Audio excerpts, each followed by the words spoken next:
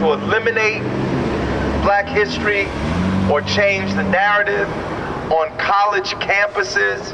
They have downgraded black studies departments, which had the status of departments. And over the years, they lost so much staff that now they can't be departments any longer.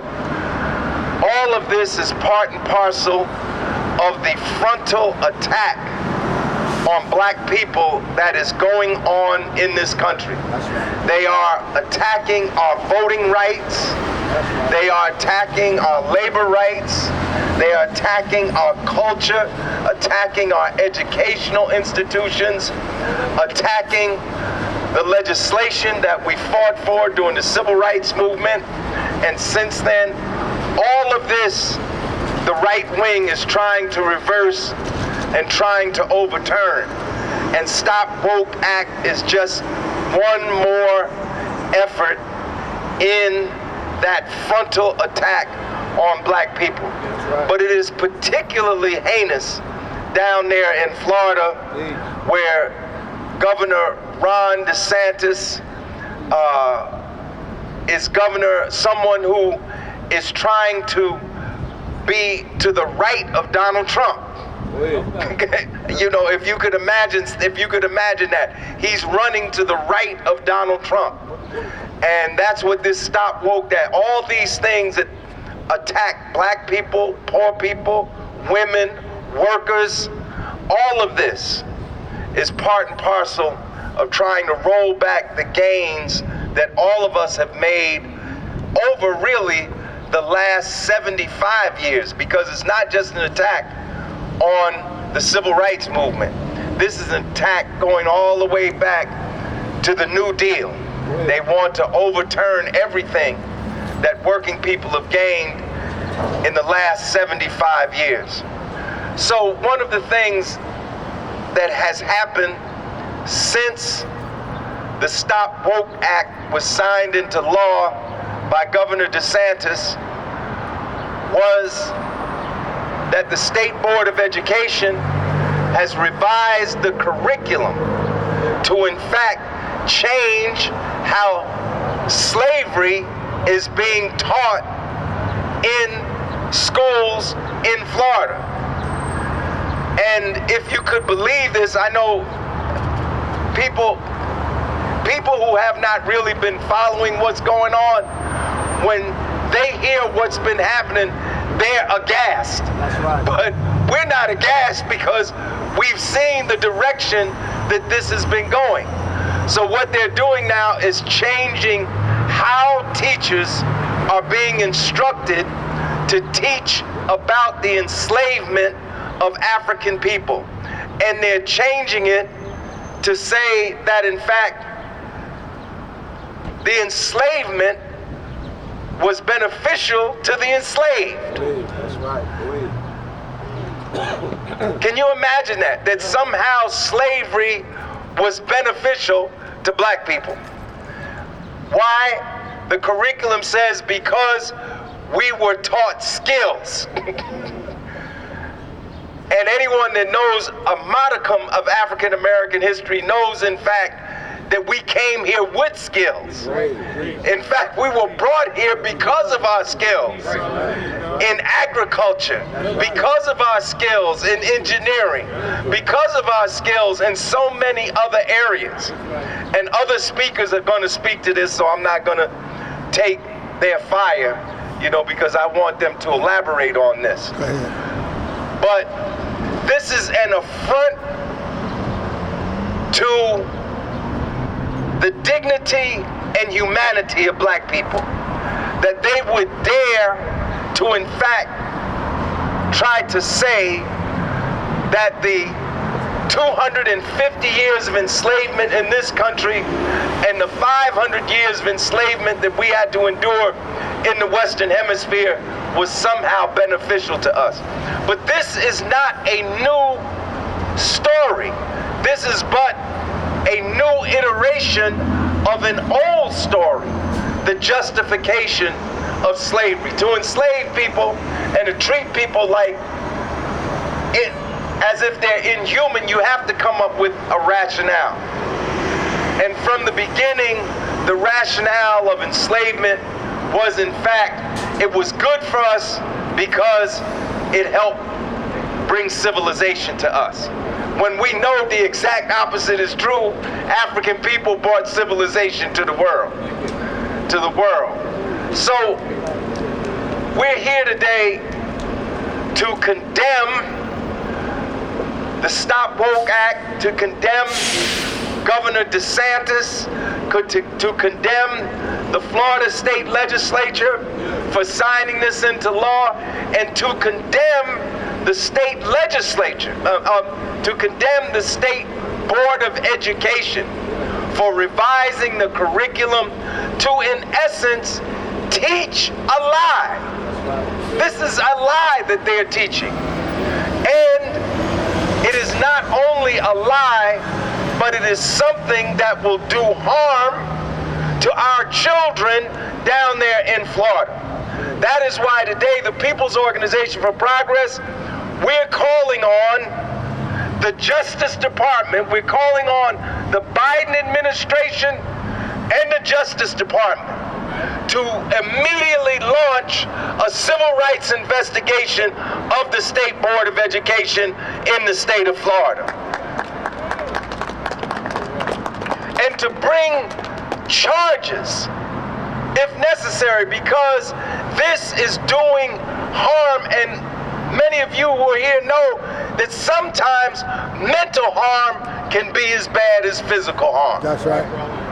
To, in fact, teach the children of the descendants of those who were enslaved, to teach them that somehow the atrocity of slavery. And it's not just, I had a question today of what kind of sign we were going to bring, Charlie. Well, we're going to bring a sign that said slavery was not beneficial to black people. That was the sign we were going to make at first. But see, if you just say that, you're really not unfolding the deeper truth. It wasn't just that it didn't benefit us, it was a crime that was done to us. It was a crime. Slavery was a crime against our humanity. And so we're here today to demand justice for the students and children of Florida. But we could not raise the issue of slavery and the demand for educational justice without the demand for economic justice and reparations for African Americans here in the United States. We demand reparations. We demand reparations for the centuries of enslavement, for the 100 years of near slavery and apartheid, euphemistically called Jim Crow, and for the continual racial oppression of black people in this country today. So that is why we're here today, and we have a number of people who are going to speak. And since the issue of enslavement is an issue of labor, it's a labor issue, right? Because what happened during slavery? They stole our labor. They stole us, they sold us, and they owe us. So on that note, I'm going to ask the president of Local 108, who is no stranger to us, Brother Charlie Hall, to come up and give us his perspective on this issue. Thank you, Brother Hamm. And thank you, Pop, for always being on point. Always being on point, saying what needs to be said. Now, he hit all the bases in this, but to develop a curriculum to say that African Americans somehow benefited from them enslaving us, pulling us out of our homes, putting us in chains, raping our women, beating us at will to do free labor for them. Brother Hamm said, we already had skills. That's true. We were good farmers. We were innovators in all kinds of engineering. We were doing okay. We didn't say, come put us on chains, shove us into a boat, and take us to a place that we didn't want to come to. But the story's bigger than just the story in Florida. All right? That's just a piece. It has now become sort of ground zero, right? Where they're focusing attention, but think about it. Think about it. They've been jailing us, right? They have been taking away our rights all around the country. Now they got a so-called leader that's willing to go further than the craziest man I ever met, Donald Trump. Right? So this guy will say and do anything to prey on people's fears, is that somehow the African American race is going to take over the world and do away with them. So now they got people who are poorer than some of us following them against their own interests. That's right. Go ahead, bro. So we're in a serious time. And this has been a plan. This has been a plan that's being carried out now, before your very eyes, as they say. Right? But to reach so far as to say, we gave you some skills because we enslaved you, is beyond one of the craziest things I've heard in my life. Well, I would have been okay, leave me in Africa. I didn't need to be beaten. And by the way, I knew how to farm. I knew how to make stuff grow. Come on now. Right? So, you didn't teach us anything. And for people to even debate and support the notion tells you that we're in trouble as a country. We are in trouble as a country when we're almost, the divide is right down the middle. Right. And they're talking about hatred. We're in a world where people are saying, oh, they're out to get us and we hate them. You don't even know us, and you hate us. So when I see Pop and the NAACP and other organizations come out, I don't care what I'm doing, I have to be a part of it, because as I tell my friends and my colleagues, they all say, oh, we hate this, we hate that, and they're only talking to each other, or they're at home, arguing with their TV about what they don't like. That's right. But if you don't come out into the streets, if you're not vigilant, if you're not pushing back, then you gave them a green light to go. That's right. And the goal is to destroy the African American race, right. to destroy our society. That's right. We've seen our people. Got people on drugs. We got people drinking. We got all sorts of going on. Education. We're in trouble. So, as they say, I'm 60 now, everybody. You get to be on the older end. I'm not worried about me. I'm worried about my children and the children in Madison, children in Newark, children in Trenton. I don't care where they are. I'm worried about them because they're being left behind, and then they're going to be forced to live in a world that's out of control. Brothers and sisters, I thank all of you for taking your time and coming out, and I thank Pop and Brother Hamm for all that you do, and I'm always going to be here standing with you. Thank you, Chairman. Thank you. Thank you, President. All right, we have a number of speakers here today. We have a number of educators here today. So I'm going to ask first Brother Bashir Akinyele, and then Brother TJ, and then we'll hear Brother Sundiata. They're all educators, young black men educators. Give them a big hand. Let's give Brother Larry Hamm and the People's Organization for Progress a strong black hand, y'all. We could do better than that. Let's give them a strong hand, brothers and sisters. Pop is consistently out here, strong, raising the issues, confronting the issues, addressing the issues, organizing our people around the issues to help solve the issues that are plaguing black and brown and oppressed people. So again, let me say this one more time. I just got back from Cuba. Let's do this real strong. Let's give another strong round of applause to Chairman Larry Hamm and the People's Organization for Progress, y'all.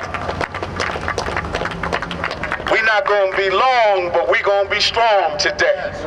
Hotep, Hotep, Hotep. Hotep is an ancient African Kemetic Egyptian Medunetta word for peace. And Medunetta is the original African name for the hieroglyphics. All right, so when I say Hotep, y'all don't look like I'm crazy. All right, so we're going to do this one more time. All right, Hotep, Hotep, Hotep, Hotep. All right, all right. And you know, I'm a community activist, so we always begin with some strong, conscious, raising greetings. So we say, stop the shooting. This is called African call and response. Isn't that right, Brother Larry? This is our culture. All right, stop the shooting, stop the killing, stop the violence. Black power. Come on, Newark, black power. Black power. Newark put black power on the map. Black power. Black power. All power to the people. All power to the people. All power to the people. No justice. No justice. No peace. No justice. No peace. Peace in the streets. Peace In the street. in the streets. Give yourselves a strong round of applause, brothers and sisters. So we also going to say it like this. Hands off, Black history. Y'all ready? Hands off, Black We're going to do it like that. Hands off, Black history. Hands off, Black history. hands off, Black history. hands off, Black history. hands off, Black history. hands off, Black history. hands off, Black history. hands off, Black history. hands off. Black history. Brothers and sisters, we gotta say it like that. Hands off Black history. Hands off Hands Black- off African history. Yes. Hands off Africana studies. Hands off it all.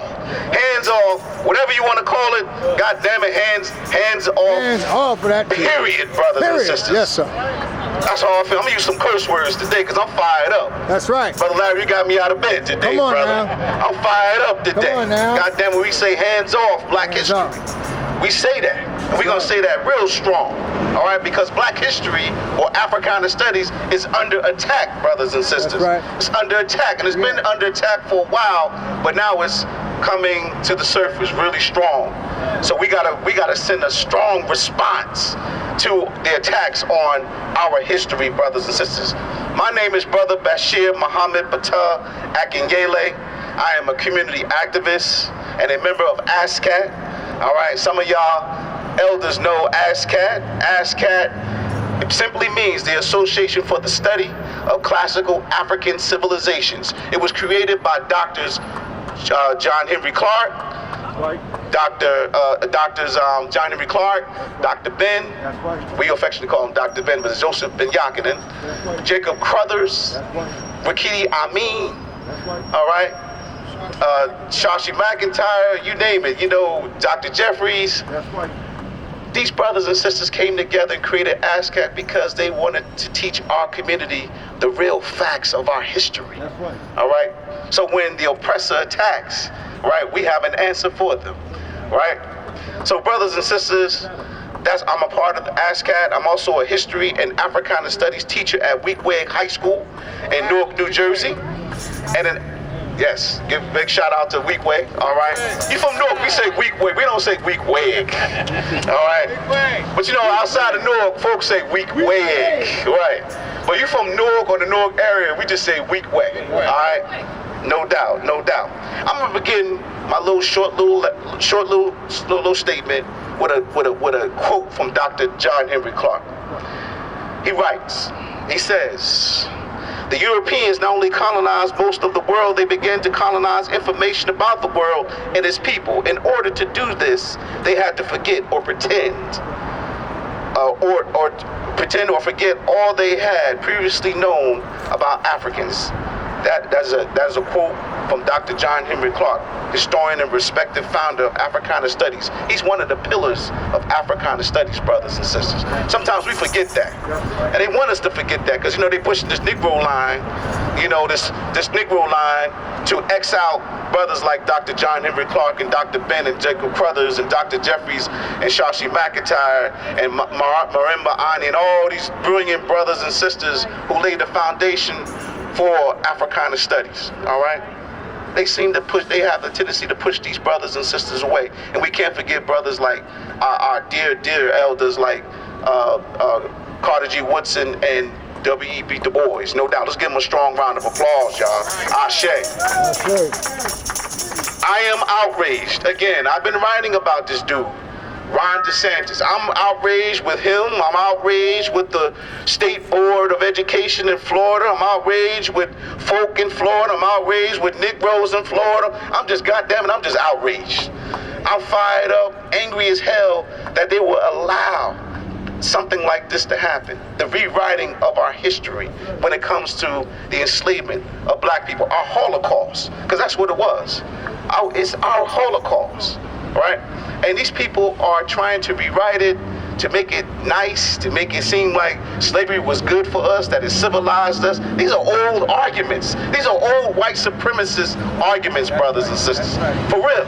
They've been swirling around for decades that slavery civilized us. And they got Negroes who buy into this stuff. They got Negroes who buy into this, who get on TV, who write books about it. Yeah, if it wasn't for slavery, we wouldn't be the people we are today. I'm telling you, brothers and sisters, I'm outraged with it all, goddammit. I mean, I don't even know the words. That's why I wrote down some notes, brother. Because I'll be up here cursing, and Brother Larry had to pull my coat. Like, brother, that's enough. Again, let's be clear. Governor DeSantis' efforts to suppress the real facts of our history, real facts of the enslavement of black people. It's just the tip of the iceberg. He reflects the thinking of many people in today's power structure, y'all. The U.S. established as an extensive racist history of viewing black history as illegitimate history, period. You got people like Virginia Governor Glenn Youngkin has joined the racist chorus of attacking black history. He is trying to see if black studies violates his state's laws of executive order, brothers and sisters. I want you to know his name. His name is Glenn Youngkin. He's the governor of Virginia, y'all. I want y'all to look him up, goddammit. If you don't believe what I'm saying, look him up. That's what I tell my students at Weekway High School. If you don't believe anything that I'm saying, just check it out. You know, y'all got Google. You know, you do the quick, fast, hurry way of Googling, or if you want to do it the old school way, goddammit, take your ass to a library, all right, and go look it up, all right? Youngkin is his name, Glenn Youngkin, right? According to ABC News, in that state, they have a policy called Executive Order 1 that restricts or limits now inherently divisive concepts and critical race theory teaching in schools, brothers and sisters. This like Larry said, this thing is the tax on black studies, on black history, on Africana studies is nationwide, family. That's what's happening. As a society, we have fought hard to advance human civilization by the free intellectual study of history. You cannot examine history without understanding that Africa and its people are the progenitors of humanity. It is absolutely necessary that all human beings know about the contributions black people made to the development of American and world civilization. However, we must know, let me say this again, however, we must know that the evils of chattel slavery and settler colonialism are episodes in history that must be studied to prevent them from ever happening again in human life, brothers and sisters. I'm gonna say that one more time. We must know the evils of chattel slavery and settler colonialism are episodes in history that must be studied to prevent them from ever happening again in human life, brothers and sisters. I want to say that, I'm sure we give a strong round of applause for that, no doubt. And I'm going to end this by saying this, Brother Larry.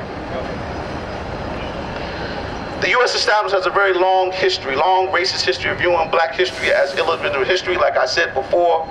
Since our sojourn in the Western world, we as black people have struggled to resurrect our history, rescue our history, reconstruct our history, hold on to our history, tell our own history, and challenge the world to respect black history as legitimate history. Intensive academic efforts have been made to build the foundation for African American history from the courageous and pioneering scholars. It began in the 19th century with intellectuals such as W.E.B. Du Bois, Carter G. Woodson, Lorenzo Dow Turner.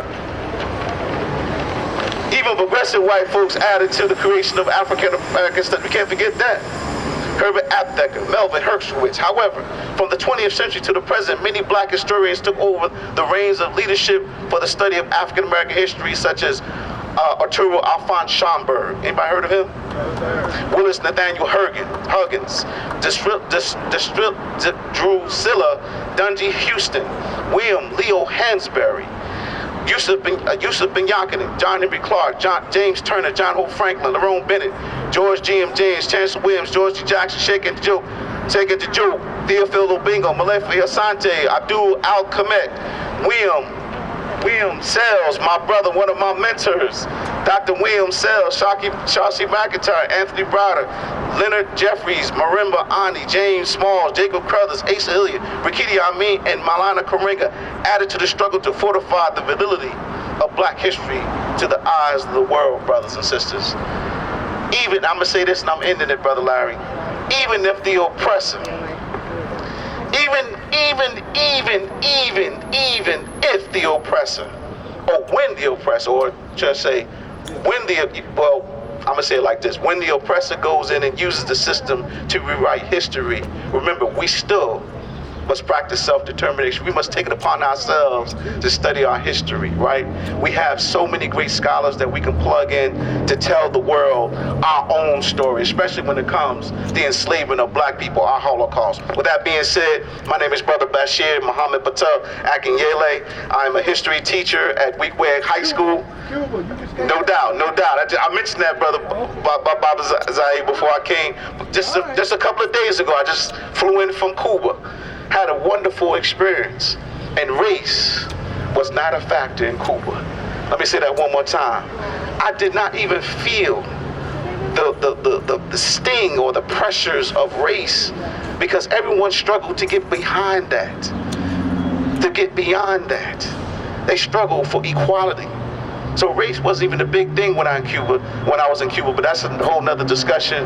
But again, my name is Brother Bashir Muhammad Patel Akinyele. I'm a history teacher at Weequahic High School, history and Black Studies, Africana Studies teacher at Weequahic High School, but I'm also the coordinator for the ASCAD study group chapter here in Newark, New Jersey. Thank you, brothers and sisters. Hotep. We got to do that real strong. Hotep. Black power. All power to the people. All power to the people. We gotta come stronger than that. All power to the people. All power to the people. Hotep, peace. Thank you, brother. Excellent. Thank you, Brother Bashir. In consideration, I don't want our elder to be out here too long. We have Elder Bill Payne here today. He's here with us. He's 90 years old, y'all, but he's here with us. He's here with us today. Come on up, Bill, and say a few words, and then we'll go to T.J. Whitaker. Give him a big hand. This is the sponsor of the Amistad law, which required the teaching of black history in schools throughout New Jersey. Thank you very much. Get my age right. It's 91 now.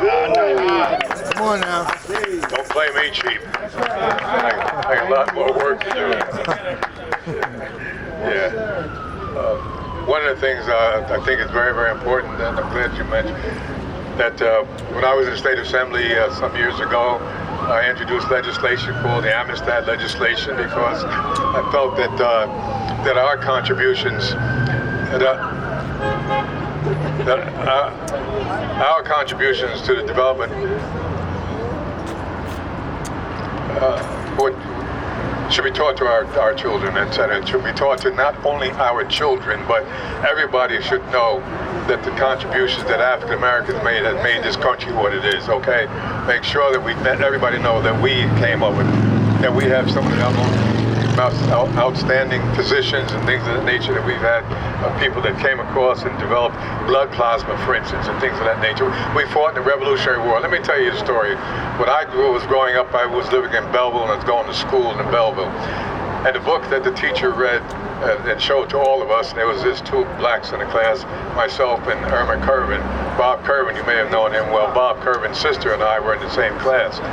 And the teacher told the story of a little black Sambo and held it up for all the kids to see. And this is little black, how black people live, etc. In the school, that was there it was.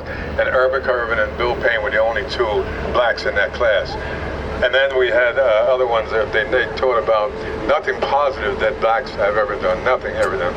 So to make a long story short, when I became a member of the Assembly, I introduced this legislation called the Amistad legislation. The Amistad legislation, which began to tell the truth about the contributions that African Americans have made to make this country great. And one of the things that we have to do is make sure that we do teach that, and so many of you have heard about the Amistad. But I think it's very, very important that everybody teach that the white kids also learn that blood plasma came from the brains of a black. That they teach that the contributions we've made. They teach about the fact that we fought in the Revolutionary War, okay? That we had blacks who fought in that war for our freedom. None of that is taught. And this is for quite a long time that I've been trying to have this done, and now they're beginning to do it more and more. I went to Chicago, and a friend of mine was out there, and they introduced the Amistad legislation to the people out there so they could teach about the kinds of contributions that African Americans have made. One of the things that disturbs me, however, right now is that this was some 20 some odd years ago when I was a member of the Assembly.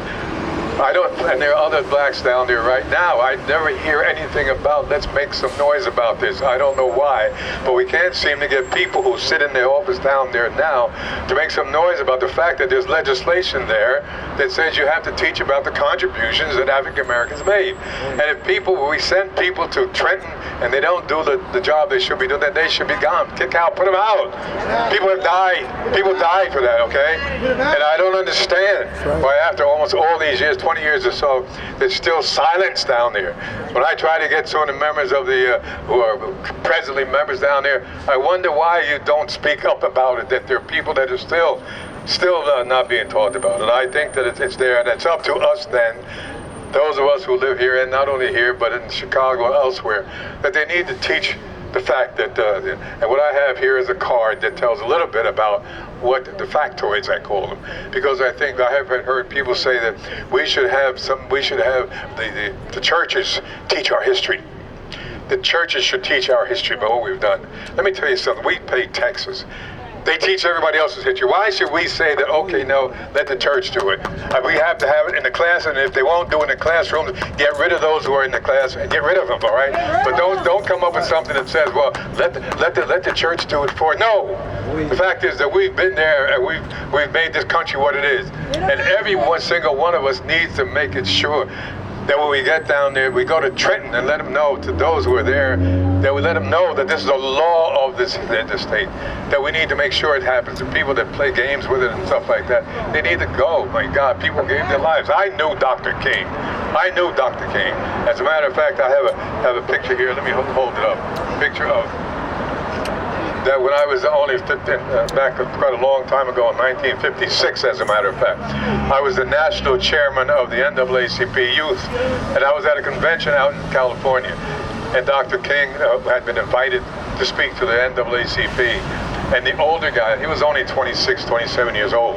And the older guys, even including some of the ones that were big people in the NAACP, they did not want this young preacher coming out here. And we were out there in 1956 when Dr. King was doing what he was doing, and they said, oh no, he's not going to be here. Well, I'll tell you what we did. We got together with all of those young people that were there, about maybe 50 or 100 of them, and I said that these old guys don't want this preacher to speak here. And if he doesn't speak, then nobody speaks. So we got together, and even Thurgood Marshall said, well, we ain't gonna let that man speak here. Well, yes, we are. And before it was over, Dr. King was on the podium talking to about 700 people that were talking about. Because they were the older people, didn't want him there. He was there, and he gave his life. And so I think that we need to know that there's some people that seem to be sleeping on the job. And there are people that died. I knew Medgar Evers. I was with him, as a matter of fact. Here's a picture here. There's a picture up here, right here on this picture.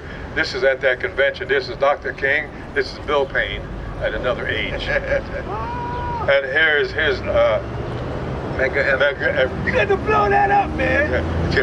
I have. You got to give it to City Hall. Listen, people have been saying they ought to blow me up. I have to be careful. A lot of them say blow that Payne guy up. But you're right. No, the fact is that people gave their lives, and I knew a lot of the folks that did. So all I'm asking is that we make sure that in our school system, now we have a school system down here, and I think the top guy made $300,000, made a lot of money, but we can't seem to get Amistad taught in this school. I don't understand that. It would seem to me that we need to make sure that the law is passed, that the law is taught to our children, but not only our children, because these things that we have here tell you that we made, Garrett Morgan as an example, was an invention of the gas mask, all right? He had the traffic signal. Eli McCoy, in 1882 came up to real McCoy. The blood plasma was developed by Dr. Charles Drew, black man. These things need to be taught. That we need to know. Oh, you mean to tell me we did that? Yes, we did. And I want everybody to go to. I won't take up any more time, but we need to make sure we go to Board of Education meetings, not only in Newark, but throughout the state of New Jersey, because it's the law of the state of New Jersey. So therefore, we need to be there and let them know that you're not carrying out the law. And I think it's very, very important for all of us to go there and sit there and let them know that this is the law of the state of New Jersey. And if you don't like it, the Revolutionary War, we fought in that. Did you know that? We fought in the Revolutionary War. They didn't teach me when I was going to school here that. And we were there. And we need to know that what we did belongs to us. The traffic light, that was by us. But I want to thank Larry, of course. Larry is, I'm going to claim him as my brother again and again and again. But the work that he's doing, of course, there should be about 100 people out here now, 150 and 200. But one of the things that we have to do is make sure that people that we elect to public office, that they pick up pieces of legislation like this in Trenton and say, why not this? It's one of the things very difficult I find is I don't see too many here, for instance, but they have to go and elect them more. So anyway, I want to thank Larry, thank everybody for doing what you're doing, and I appreciate it. And thank you for wishing me my 69th birthday. Thank you, Bill. Thank you. Give him a big hand. 91 years on the battlefield. And just for the record, there are 600 school districts in New Jersey, and less than a dozen of them have actually been in full compliance with the Amistad law. The next person I'm going to call is T.J. Whitaker from the MAPSO Freedom School. He's a teacher of almost 30 years. All power to the people. Ain't no power like the power of the people, because the power of the people don't stop. Ain't no power like the power of the people, because the power of the people don't stop. Earlier at the start, Larry was connecting Justice Mondays to today's focus on education. And very simply, one of my teacher colleagues, Cornelius Minor, over in New York, a while ago at a conference, he said, police bullets kill immediately, teachers' bullets kill over the course of 12 years. Wow. Right? And so when we teach our children to hate themselves, right, that's a form of psychological violence. My name is TJ Whitaker. I'm a teacher at Columbia High School in South Orange, Maplewood. I teach part-time at Rutgers, Newark in the Urban Education Department. At MAPSO Freedom School, we started about 6 or 7 years ago on the heels of a police brutality incident where over 40 of our youth in the town were attacked and brutalized by the Maplewood police. After a year-long struggle, we were able to get the police chief and the captain fired. It was a lesson in protracted struggle, but when we talk about Black studies, right, we teach our children that it just wasn't an academic exercise. Like, Black studies was a part of an actual movement, right? I'm also a fellow with the Zen Education Project. We do teaching for Black Lives programs where we bring radical historians, bring primary source activists and organizers from the civil rights and Black Power movement, again, to teach teachers, most of whom are white. But again, it's important. The numbers alone, right? Black teachers are like, what, hover around 10 to 15% nationally.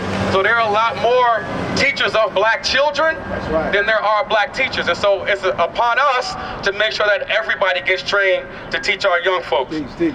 Go ahead, Doc. If education is the process of teaching, training, and learning in order to improve knowledge and develop skills, then it has always been political. That's right. Teach. It was Carter G. Woodson who said there would be no lynching were it not for the American schoolroom. That's right. Go ahead, brother. Teach. Surely this was a commentary on the politics of American education, That's what he said. which has consistently taught children the value of Black lives are meaningless, while the lives of white citizens are to be valued and protected. Go ahead, Teach. This is verified in the countless videos we see on social media daily. Go ahead, Teach. During times like the present, when Black life is being systematically marginalized in education by DeSantis and others, we know that we have to resist, and we know that our resistance must be on multiple levels. That's right. Yes, we must demonstrate and publicly protest, putting our school boards, public officials, and parent groups on notice that we are here for the fight. Because it's literally the hearts and minds of our children that are at stake. Go ahead. This is what Stephen Biko meant when he said the most potent weapon in the hands of the oppressor is the mind of the oppressed. Yes, I see. In addition to public protests, we as teachers and educators must wage struggle from the inside. We are in the institution, but not of the institution. And one of the best ways to do this is through writing curriculum. That's right. Go ahead. Yes, writing curriculum. That's right. As I said before, the numbers alone expose part of the problem. We are 10 to 15% of the national numbers. Understanding how racism and white supremacy work should tell us that there are plenty of teachers who have no problem at all with the status quo of racial mistruth being taught. And we don't have to go to Florida or Texas for that sentiment. That ignorance is right here at home in New Jersey. Most of these fellow teachers avoid curriculum writing because they find it to be tedious and time-consuming. They don't necessarily have any issues with the content, and so the motivation is minimal. For social justice educators, for those that are about teaching the truth, one of the things we should do most, right, is do more curriculum writing. For obvious reasons, when we have the opportunity to write curriculum, we can officially and formally correct the wrongs and write and provide the real lessons of learning in our units and lessons. It brings to mind one of my heroes, Walter Rodney. Yes, sir. When Walter Rodney was studying his university in Jamaica, he learned there that Jamaicans weren't understanding their African history. That's right. They literally, they had a professor, they would pass the book around student to student, right, and take notes. And then by the time the professor got the book back, the book would be all written up and notes would be taken. Walter Rodney came up with the idea. He said to the professor, how about if you let us type up your notes and then we can start having a real curriculum? And that was the beginning. He did the same thing when he went to Tanzania. All right, and so if we want to be real about this work, we have to do that curriculum writing. You know why? It's not glamorous, right? I'm waking up literally on summer mornings, right, 5 or 6 o'clock in the morning, writing curriculum. That's not glamorous, but you know what? When September and October, November comes, and some of those parents come in and they want to challenge me about what you teach, Mr. Whitaker, you know what? I wrote the damn curriculum, right? And so we can stop this discussion right now. I wrote the curriculum. right? And so that's a strategy, right, that we have to understand and we have to take. We have to be prepared to do battle with our parents. We actually have to be prepared to do battle with our students, right? I'm sad to say I teach 11th and 12th grade, but so often, by the time my students get to me, they have been beaten down by white supremacy from kindergarten, 1st, 2nd, 3rd, 5th, 6th, 8th, 9th. So here I come, right, with my, black literature and everything, and I'm going to teach you your stuff. And it's like, yo, man, miss me with that. Ain't nobody cared about me. Right, and so that's the part of the struggle, right? It's real for those of us that are in the trenches, as you say. It's real talk, it's real struggle, right? And some of our parents are co-signing and signing off on it. And so at some point we got to have a just us meeting, right? The politically correct saying, they call it an affinity group meeting, right? When the black folks meet with the black folks and the white folks meet, affinity group meetings. So we need to have some affinity group meetings, right, with black families, right? And we talk about not only what's happening in the system, all right, but what we have to do as a part of the struggle, right? And everybody has a role to play. Parents, right? Students, teachers, administrators. So I'm going to end here. Baldwin said to be Negro, right? We'll say to be black in this country and to be relatively conscious is to exist in the state of rage. That's right. And so our work is cut out for us.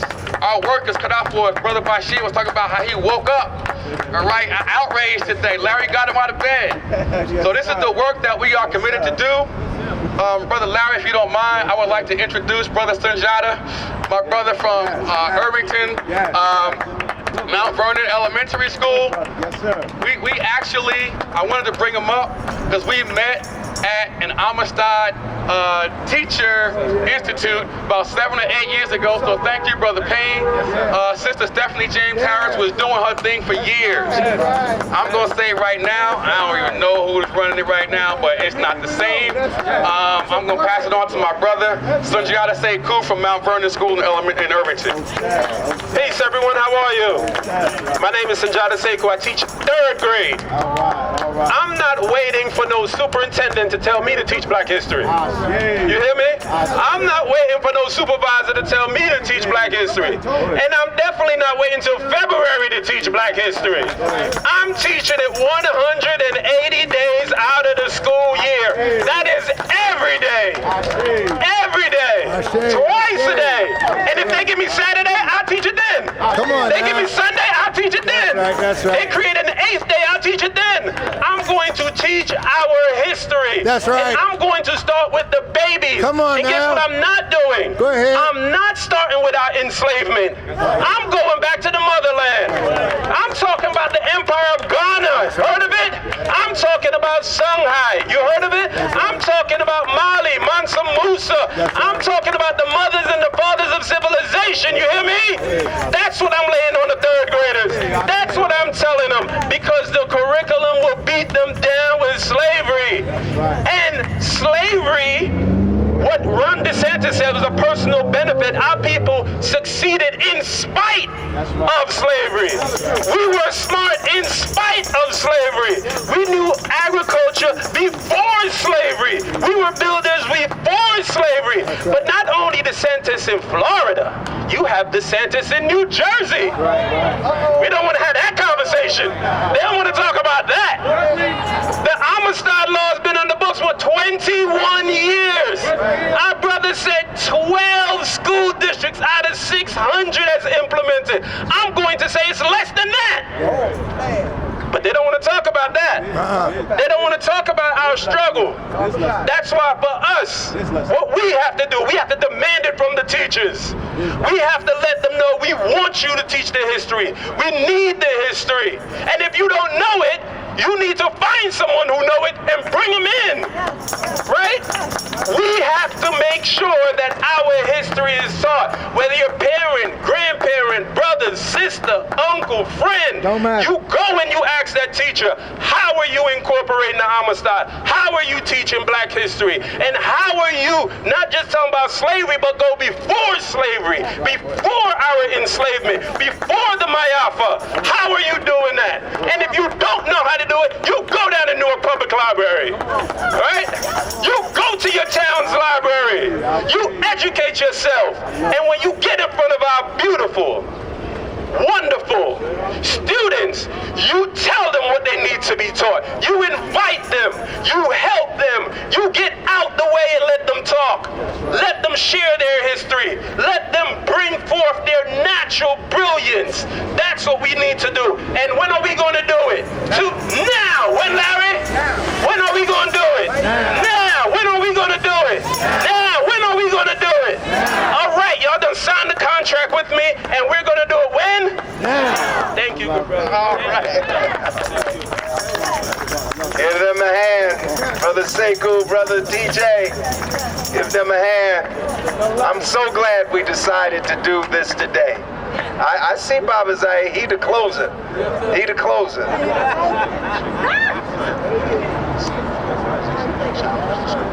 Right. The Newark Anti-Violence Coalition challenged the school district to implement the Amistad law, and Brother Bashir helped to write it. We gotta get some women's voices up here. What we gonna do, I'm gonna ask Sharon to speak, then I'm gonna ask Dr. Kalfani to speak, and then